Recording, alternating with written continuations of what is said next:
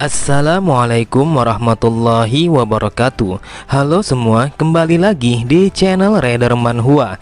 Kali ini Mimin akan melanjutkan sebuah komik yang berjudul Kembalinya Putra Bungsu yang Sangat Jenius. Buat kalian yang baru saja mampir di channel ini, Mimin sangat berterima kasih karena kalian sudah meramaikan kolom komentar dengan kata-kata yang positif. Berkat kalian semua, Mimin akan selalu bersemangat untuk mengembangkan channel ini. Dan apabila kalian masih bingung dengan alur ceritanya, kalian bisa cek deskripsi atau langsung saja menuju playlist yang ada di halaman channel ini untuk memulainya dari part 1. Tanpa basa-basi lebih jauh, mari kita masuk di part 5. Cerita dimulai. Terlihat Lehan yang memeriksa kondisi tubuh Deso. Lehan berkata, normalnya luka itu membutuhkan waktu sekitar 4 bulan perawatan agar bisa sembuh dengan maksimal. Tetapi sepertinya lukamu akan benar-benar pulih dalam waktu seminggu apabila kau tidak terlalu memaksakan dirimu. Sambil tertawa, Lehan berkata, masa muda yang kau rasakan itu adalah sebuah anugerah, jadi jangan disia-siakan. Setelah mengatakan itu, Lehan pun langsung pergi meninggalkannya karena Lehan ingin bertemu kepada Hancol. Di dalam hatinya Deso bergumam, apakah yang dia maksud adalah sensasi yang menyegarkan ketika aku sedang berlatih teknik 3 dasar berpedang. Di balik kesedihannya, 2 orang pelayannya sangatlah bahagia karena Deso akan segera pulih dalam minggu-minggu ini. Dengan kesalnya Deso berkata, karena rencana pertamaku telah gagal, maka aku harus membuat rencana kedua agar aku bisa keluar dari klan terkutuk ini. Sebaiknya aku harus memahami keadaan klan ini agar rencanaku bisa berjalan dengan lancar. Kemudian Deso melihat sebagian orang yang ada di sekitarnya telah berlatih dengan sangat keras. Ia berkata, apakah hanya aku yang tidak melakukan apapun di dalam klan ini? Aku rasa itu adalah hal yang wajar karena hanya ada pekerja keras di tempat yang mana kekuatan dianggap sama tingginya dengan kekuasaan. Sangat berbeda dengan sekte lainnya. Di dalam klan Namgung telah dibagi menjadi 8 satuan bela diri yang menentukan hierarki di dalam klan ini. Ini mencerminkan kehendak ayahku yang tidak menyukai sesuatu yang rumit. Baginya kekuatan adalah segalanya. Dan juga apapun yang dikatakan oleh orang yang terkuat adalah kebenaran. Bahkan itu adalah hal yang mutlak. Tetapi bagiku itu sangatlah tidak penting karena aku cepat atau lambat pastinya akan meninggalkan tempat ini. Beberapa saat kemudian, Deso telah sampai di depan sebuah gerbang. Sambil tertawa ia berkata, tidak ada tempat yang lebih optimal untuk membuat rencana yang gagal menjadi berhasil selain tempat ini. Ini adalah aula pelatihan yang harus aku kunjungi di setiap hari selama 1 minggu penuh. Tetapi di saat aku mengingat pengalaman memalukan yang aku terima di tempat ini di hidupku yang dulu, jujur saja itu sangatlah menyakitkan. Jadi untuk hari ini aku akan mengintai saja dan mengamati situasinya secara diam-diam. Akan tetapi Deso sangatlah terkejut ketika melihat aula itu tidak ada 1 orang pun yang ada di dalam sana. Apa yang terjadi? Padahal yang aku tahu tempat ini membolehkan siapapun yang ingin berlatih dengan bebas meskipun itu hanya seorang diri. Namun Deso menyadari akan kehadiran beberapa orang yang mulai berdatangan memasuki aula itu. Dengan sangat cepat Deso pun langsung bersembunyi sembari mendengarkan apa yang mereka bicarakan. Dengan bangganya mereka berkata, ilmu berpedang dari skuad putra kedua sangatlah hebat dan itulah yang dinamakan sebagai seni terbaik. Pergerakan mereka yang luar biasa dan juga kilauan pedang saat mereka membelah udara sangatlah menakjubkan. Di dalam hatinya Deso berkata, ternyata mereka semua telah melakukan kunjungan kepada kakak keduaku. Kemudian salah satu dari mereka kembali berkata, apakah kalian sudah mendengar sebuah rumor kalau putra termuda akan berlatih bersama kita di tempat ini? Bahkan ada rumor yang mengatakan kalau sang pemimpin secara pribadi membawa pergi putra termuda di hari upacaranya. Akan tetapi mereka mengatakan kalau bakatnya sangatlah buruk, mulai dari ketangkasan, kekuatan, bahkan kinya sangatlah lemah. Namun salah satu dari mereka membantahnya. Ia berkata, "Kita tidak boleh berkata seperti itu sebelum melihatnya secara langsung. Apakah kalian belum pernah mendengar sebuah legenda dari 30 hari, 60 hari, dan juga 90 hari atau singkatnya 369? Itu adalah sebuah kisah yang melegenda dari 3 naga di kultus ini." Di sisi yang lain, Deso berkata, "Berapa lama lagi aku harus menderita karena rumor yang datangnya dari masa lalu? 369 adalah jumlah waktu yang dibutuhkan ketiga saudaraku untuk lulus dari aula pelatihan. Semua murid di dalam klan ini harus memasuki aula pelatihan, entah itu keturunan langsung ataupun tidak, bahkan meski itu dari orang luar. Akan tetapi mereka hanya bisa menjadi murid resmi dari klan ini apabila mereka lulus dari aula pelatihan. Namun cara paling mendasar untuk lulus dari aula pelatihan ialah dengan penilaian tahunan. Lalu cara lainnya adalah dengan bertarung dan mengalahkan para kadet di dalam aula pelatihan dengan melalui sparring. Dan itu disebut sebagai sparring tanpa akhir, lalu berdiri di atas mereka dengan kemenangan yang telak. Kakak tertuaku membutuhkan 30 hari untuk lulus dari aula pelatihan. Lalu kakak keduaku 60 hari. Dan yang terakhir ia membutuhkan 90 hari. Ini tidak semudah dengan apa yang didengar. Ini bahkan jauh lebih gila daripada kegilaan yang pernah ada. Setiap orang yang berkumpul di aula pelatihan, mereka adalah para jenius yang sangat berbakat dibandingkan dengan orang-orang luar. Benar saja, di sisi yang lain salah satu dari mereka berkata, "Kemarin aku ketiduran di saat aku sedang menahan kuda-kudaku." Lalu orang yang ada di sampingnya mengatakan kalau dia telah mengayunkan pedangnya selama puluhan ribu kali. Bahkan aku juga telah menaruh beban di atas kepala dan kakiku. Akan tetapi salah satu dari mereka berkata, "Apakah kalian bodoh jika hanya itu yang kalian lakukan? Lantas kapan kalian bisa untuk mengejar para senior? Asal kalian tahu, aku telah mempertahankan kuda-kuda sambil mengayunkan pedang selama ratusan ribu kali." Mendengar ocehan mereka, Deso berkata, mereka adalah orang-orang idiot karena yang ada di kepala mereka hanyalah seni bela diri dan kekuatan. Namun di balik tawa mereka ada beberapa orang yang telah tertunduk tanpa adanya rasa semangat di dalam jiwanya. Deso berpikir apakah mereka adalah orang-orang yang gagal dalam penilaian taruhan. Aku paham kesedihan apa yang mereka rasakan setelah gagal dalam penilaian itu. Meskipun mereka sudah berusaha dengan sangat keras untuk mendapatkan hasil yang terbaik. Tiba-tiba saja Deso tersadar. Ia berkata, "Aku tidak boleh mengkhawatirkan orang lain. Yang harus aku pikirkan adalah diriku sendiri."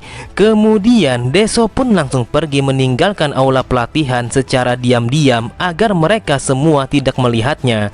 Akan tetapi Deso langsung terdiam. Ia berkata, "Tetapi tetap saja aku sudah menunggu selama 10 tahun untuk rencanaku. Apakah aku harus menunggu 1 tahun lagi? Rencana pertamaku telah digagalkan oleh sang tabib sialan itu.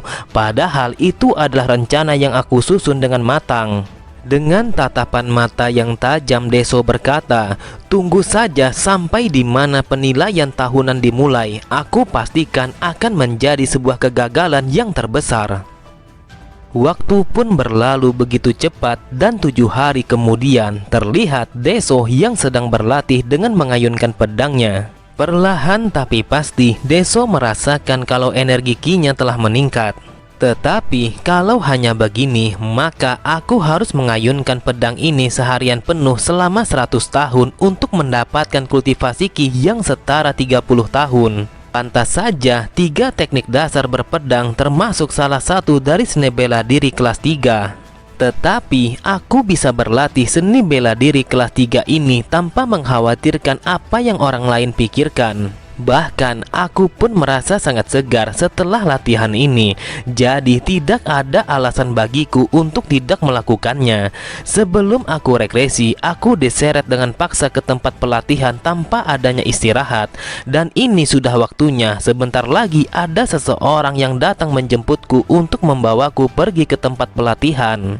Benar saja, tidak membutuhkan waktu yang lama. Terlihat pintu gerbangnya telah terbuka karena ada seseorang yang masuk ke dalam kastil Deso.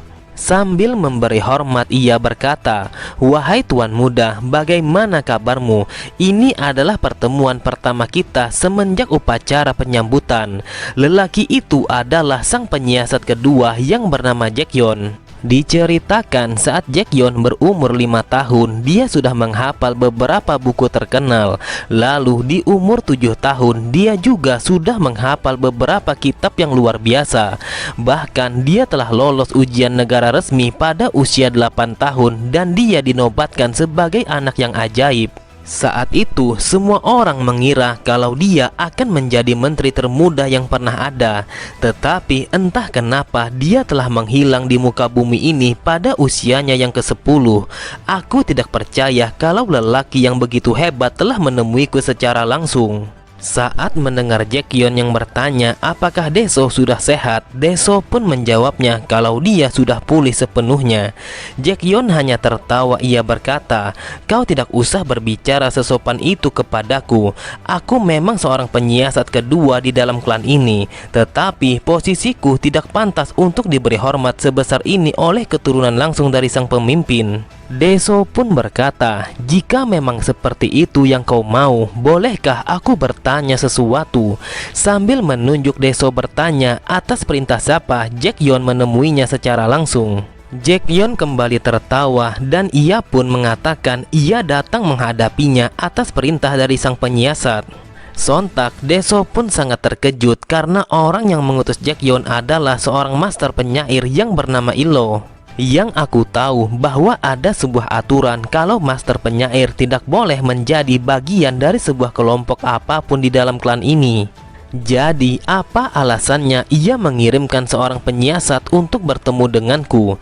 Dengan kesalnya Deso bergumam, "Kepalaku rasanya mau pecah berkeping-keping. Seharusnya aku tidak usah berpikir keras pada percakapan yang sesingkat ini." Kemudian Deso kembali bertanya apakah Jaekyeon datang ke sini karena disebabkan oleh upacara penyambutan di hari ini. Jaekyeon hanya tertawa. Ia berkata, "Benar yang kau katakan, kecemerlangan dari keturunan langsung sangat berbeda seperti siang dan malam, dan itu tidak seperti para idiot lainnya. Itulah sebabnya aku lebih suka menetap di dalam klan ini daripada kultus lainnya, karena para sampah idiot itu harus dijelaskan satu persatu sampai mereka benar-benar mengerti." Bagaimana menurutmu? Bukankah mereka seharusnya bisa mengerti sesuatu tanpa harus diberi penjelasan setiap menit rinciannya? Aku sangat sibuk dengan banyak pekerjaan, tetapi karena ini adalah perintah dari sang penyiasat yang aku hormati, maka aku tetap datang ke sini meskipun percaya kepada seseorang itu sangatlah berbahaya. Dengan mata yang berbinar-binar, Jaekyeon melanjutkan kata-katanya, "Tetapi setelah aku melihat tuan muda, rasanya mataku telah tercuci setelah begitu lama aku melihat orang-orang yang selalu memuja otot-otot tubuhnya. Jadi, wahai tuan muda, bolehkah aku bertanya sesuatu kepadamu?" Deso pun menjadi gugup. Entah kenapa orang yang ada di hadapannya telah menjadi segila itu. Dengan penuh bersemangat, Jaekyeon berkata, "Adakah kau memiliki niatan untuk menaklukkan dunia bela diri berdua bersamaku? Kalau boleh jujur, kenapa aku masuk ke dalam klan ini adalah untuk melihat bagaimana aku bisa menghancurkan klan terkutuk ini." Sontak Deso pun sangat terkejut. Ia bergumam, "Bajingan sinting, akhirnya aku paham mengapa semua orang di dalam klan ini menyebutnya sebagai orang yang gila." Lalu Deso bertanya apakah Jaekyeon pernah menanyakan hal yang sama kepada ketiga saudaranya. Jaekyeon pun menjawabnya, "Kakak pertamamu mengatakan kalau dia bisa melakukan itu meskipun tanpa bantuanku." Lalu kakak keduamu berkata, "Inilah sebabnya seorang bajingan yang tidak melakukan apapun selain membaca sama sekali tidak memiliki harapan." Dan kakak ketigamu, dia memang tidak banyak bicara, tetapi dia berkata kepadaku kalau aku adalah orang yang gila. Di dalam hatinya Deso berkata, apa yang dikatakan oleh ketiga saudaraku memanglah benar, bahwa bajingan ini adalah orang yang gila. Lalu Deso bertanya kepada Jaekyeon apakah ia sudah memiliki rencana untuk menghancurkan klan ini. Dengan lirihnya Jaekyeon berkata, tidak ada celah yang bisa aku lakukan meskipun aku sangat benci untuk mengakuinya, tetapi klan ini sangatlah sempurna. Kemudian Deso berkata, kalau terus begini aku bisa terlambat untuk datang ke upacara penyambutan. Jadi berhentilah berbicara omong kosong dan mari kita pergi. Tetapi Jaekyeon masih memaksa Deso untuk menjawabnya apakah ia mau menjatuhkan klan ini bersamanya. Dengan kesalnya Deso berkata, kau boleh mengambil klan terkutuk ini karena aku tidak tertarik sama sekali. Terlihat Jaekyeon langsung terkejut ketika mendengar apa yang diucapkan oleh Deso. Bahkan ia hanya terdiam ketika Deso yang berkali-kali memanggilnya karena Deso tidak ingin terlambat untuk menghadiri upacara penyambutan. Sambil berjalan mengikutinya, Jaekyeon bergumam, klan sampah, klan sialan, klan rendahan yang isinya hanyalah orang-orang idiot. Bahkan Jaekyeon mengatakan itu sampai berulang-ulang kali. Di dalam hatinya Deso berkata, memang pantas kalau orang itu disebut sebagai orang yang gila. Sebaiknya aku tidak usah bergaul dengannya. Beberapa saat kemudian, mereka berdua telah sampai ke tempat pelatihan itu. Namun, semua orang yang ada di sana langsung menatap mereka dengan tatapan yang datar setelah mendengar Jaekyeon yang terus saja memberikan sumpah kepada klan itu. Setelah Jaekyeon tersadar, sambil tertawa ia berkata, senang bertemu dengan kalian. Aku adalah seorang penyiasat kedua klan ini dan namaku adalah Jaekyeon. Terlihat mereka semua langsung bersikap tegang setelah mengetahui kalau Jaekyeon adalah seorang penyiasat. Di dalam hatinya Deso berkata, entah kenapa semua orang menjadi tegang setelah mengetahui kalau dia adalah seorang petinggi. Tetapi aku yakin kalau mereka akan sadar kalau Jaekyeon hanyalah orang sinting. Lalu Jaekyeon mengatakan kalau orang yang bersamanya adalah putra termuda. Dia akan bergabung bersama kalian dalam pelatihan ini. Seketika itu juga semua orang langsung menatapnya dengan tatapan mata yang tajam, seolah-olah mereka tidak ingin tersaingi hanya karena Deso adalah putra termuda klan Namgung.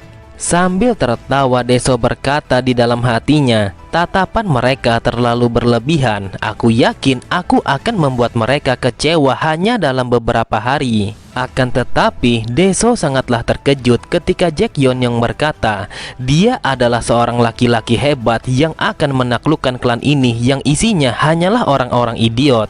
Biar aku kenalkan calon master terhebat dan terkuat klan ini di masa depan nanti. Sontak semua orang yang ada di sana sangatlah marah. Bahkan mereka tidak segan-segan untuk membunuh siapa saja yang berani menghina klan Namgung. Seketika itu juga Deso pun langsung meninjunya dengan begitu keras sembari berkata, dasar bajingan, apa yang kau katakan? Aku akan membunuhmu apabila kau berkata yang tidak-tidak.